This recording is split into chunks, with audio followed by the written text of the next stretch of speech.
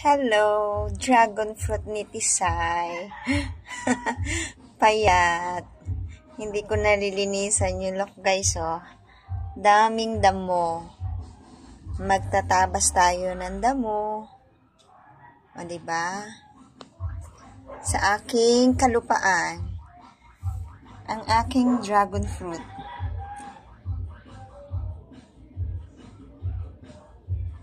Yan, yung kahoy na yan, dyan siya gagapang pataas. Ganyan lang siya, guys. O, diba?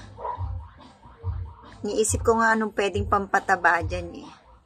Sarap kaya yan. Hanggang dyan yan ang paggagapang ko.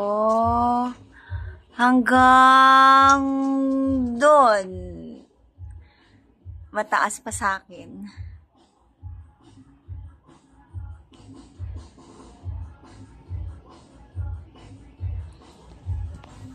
Diba? Linisin natin yan. Pero kasi hapon eh. Nis?